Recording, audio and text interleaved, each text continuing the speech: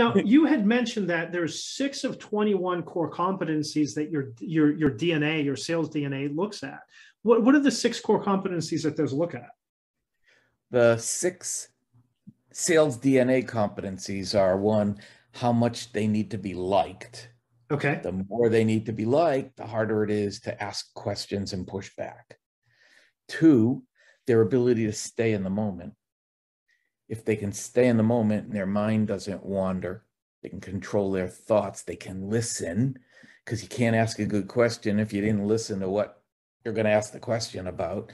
But if their mind wanders and they get ahead of themselves and they're already planning 6 moves ahead, they're not going to hear what the prospect is saying. Therefore, the next question doesn't get formulated. So would that be listening skill set or mindfulness or presence? Call it ability to stay in the moment. Okay, we'll go with that one. All right. So ability to stay in the moment. What else? 3rd one would be their collection of beliefs. Do those beliefs support successful sales actions and outcomes, or do they sabotage them? The 4th one would be how comfortable they are talking about money. Salespeople are atrocious when it comes to asking about budgets, and even worse, when there is no budget or there's not enough in the budget and they're just not comfortable having a financial conversation with somebody to figure out where the money's going to come from and how they're going to get it.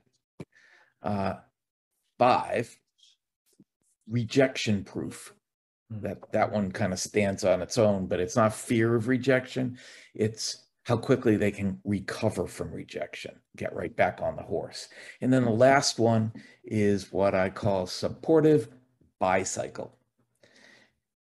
That's how the salesperson goes about making a major purchase for themselves.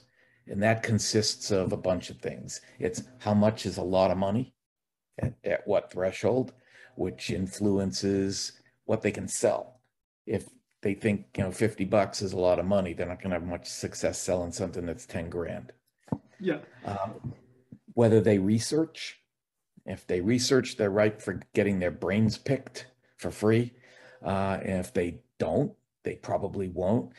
Whether they comparison shop, which makes them vulnerable to the prospect who wants to talk to you and 5 others.